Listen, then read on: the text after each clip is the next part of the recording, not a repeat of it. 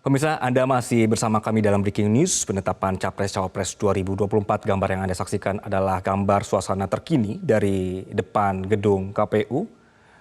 Dengan suasana tadi sudah disebutkan oleh rekan kami, Diandra Mukni, yang ada di lapangan bahwa hari ini daerah-daerah di lokasi ini juga sudah clear area. Diandra, Anda bisa mendengarkan suara saya? Ya, halo Anggi. Bisa Anggi. Ya, silakan Diandra. Apa perkembangan dari sana? Ya, Anggi, baru saja tadi kami memantau Kabaharkam Polri itu Bapak Fadil Imran baru saja masuk ke KPU untuk memastikan bagaimana keamanannya jelang penetapan Capres-Cawapres yang akan disampaikan pada hari ini. Lalu juga diperkirakan mereka juga akan memantau atau meninjau bagaimana kesiapannya untuk esok hari, yang mana merupakan hari di mana akan dilakukan pengundian nomor bagi capres-cawapres yang sudah ditetapkan oleh KPU yang akan diselenggarakan pada hari ini. Apabila kami memantau saat ini juga di sekitar KPU ini masih disteril, di mana tidak ada yang boleh melintas di depan kantor KPU, lalu juga kendaraan taktis sudah disiagakan di depan KPU ini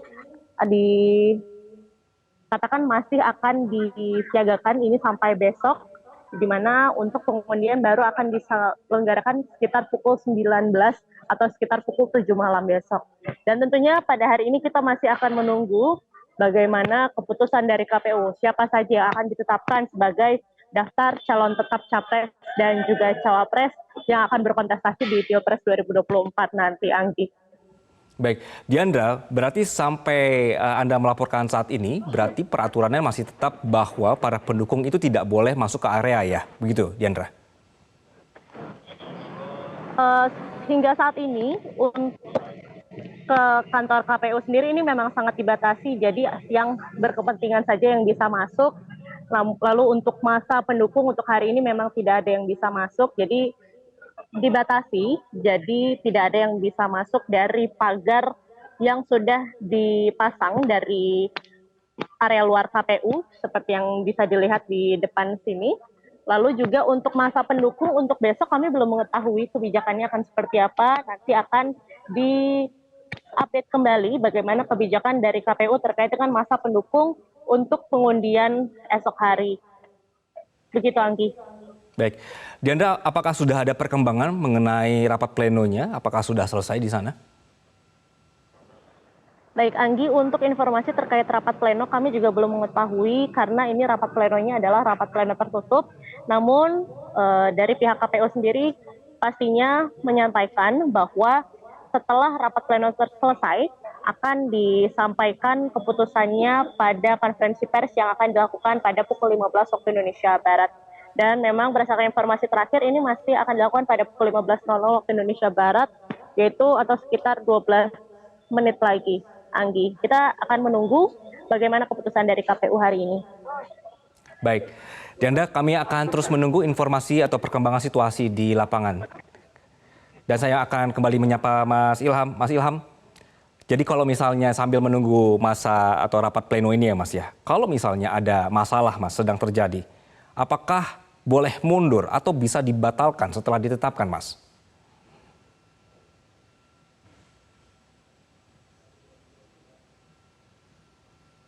Mas Ilham? Maaf, Mas Ilham, maaf, ya, audionya masih di mute Mas. sudah bisa dengar? Oke, sudah bisa. Iya, Mas.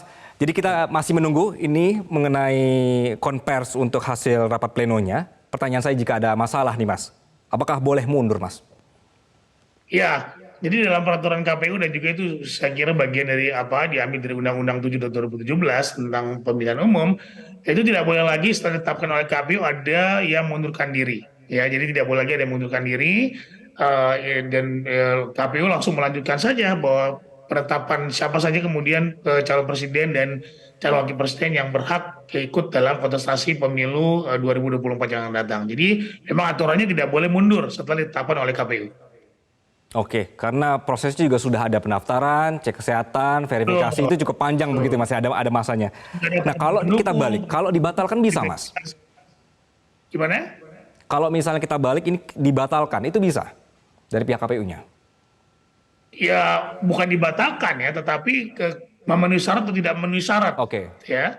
KPU kan kemarin seperti yang saya sampaikan di awal bahwa KPU sudah melakukan verifikasi dari awal. Tadi Metro juga sudah menyampaikan kapan diberikan penyampaian berkas pendaftarannya, kemudian juga verifikasinya kapan, ada masa perbaikan dokumen yang jika ditemukan ada dokumen-dokumen yang kurang lengkap gitu ya. Kemudian juga ada pemeriksaan kesehatan di mana hasil dari kesehatan tersebut kemudian dijadikan dasar oleh KPU untuk menentukan apakah bakal calon presiden dan bakal calon wakil presiden yang sudah mendaftar itu memenuhi syarat atau tidak.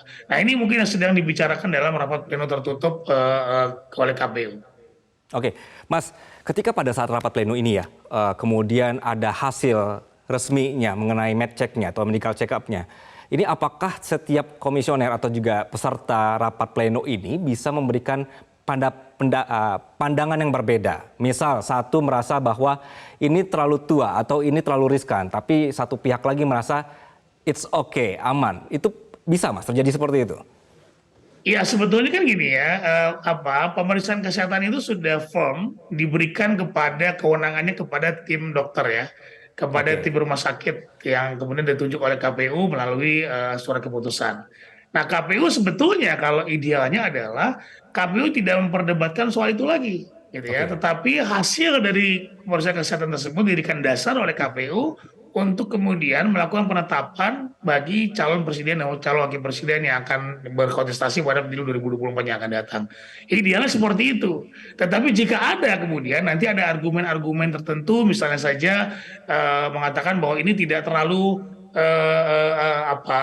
fatal gitu ya dan sebagainya gitu. Misalnya seperti itu gitu ya. Jadi ada perbedaan pendapat, perbedaan pandangan di antara setiap komisioner, tentu itu suatu hal yang lumrah saja. Tetapi kalau kita mengacu kepada ketentuan peraturan perundang-undangan, tentu hasil dari tim dokter itu menjadi acuan dari bagaimana KPU mengambil putusan penetapan capres dan cawapres hari ini. Oke, jadi memungkinkan adanya diskusi seperti itu ya, Mas ya? Oke. Iya sangat dinamis biasanya, dan itu nanti banyak perspektif sebetulnya tergantung dari latar belakang atau background pendidikan teman-teman komisioner KPU juga demikian. Oke, Mas, pada saat dulu Mas menjabat ya Mas, apa sih Mas ketika rapat pleno ini yang cukup menyita waktu untuk didiskusikan atau berunding, Mas? Ya, itu tadi seperti Mas sampaikan, jika ada perbedaan pendapat terhadap hasil verifikasi misalnya saja, Oke. kemudian perbedaan pendapat terhadap beberapa ketentuan-ketentuan syarat dukungan, gitu ya. Nah, apakah itu sudah memenuhi syarat atau tidak? Gitu ya. Jadi sebetulnya tidak ada yang seperti saya sampaikan di awal, tidak ada Oke. yang sangat krusial terkait dengan itu gitu ya, karena orangnya tidak banyak dan sebagainya. Kalau kita kemudian mengacu kepada peraturan perundang-undangan saja gitu ya, itu tentu tidak perlu lagi ada perdebatan-perdebatan. Tetapi yang muncul nanti adalah soal-soal yang kemudian kecil ya, atau kemudian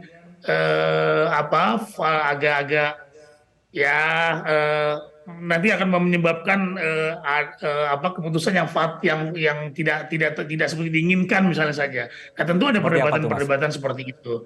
Tapi sekali lagi bahwa ini adalah jika kita mengacu kepada peraturan perundang-undangan, ini kalau kemudian kita fokus kemudian pada peraturan perundang-undangan, ya kita memegang acuan itu saja, keputusannya tentu tidak akan kemudian menjadi hal yang kontroversi dan sebagainya. Oke, Mas, ketika pada saat penetapan ini ternyata ada salah satu paslon yang tidak lolos atau dinyatakan tidak lolos gitu. Prosesnya seperti apa nanti, Mas?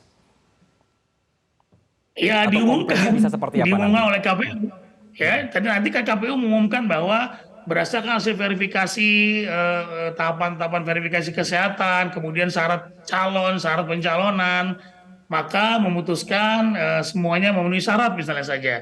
Maka diumumkan oleh KPU bakal pasangan calon yang atau sudah pasangan calon ya, karena sudah diumumkan oleh KPU, diumumkan kemudian nanti diberita acarakan apakah tiga-tiganya memenuhi syarat atau kemudian nanti ada satu yang tidak memenuhi syarat. Nah, itu adalah putusan dari KPU hari ini. Rapat pleno tertutup itu memutuskan hal tersebut seperti itu. Oke, petunnya di situ, Mas ya. Oke, Mas Ya. Ilham, kami harus jeda dulu, nanti kita akan kembali. Tetaplah bersama kami, pemirsa. Jelajahi cara baru mendapatkan informasi. Download Metro TV Extend sekarang.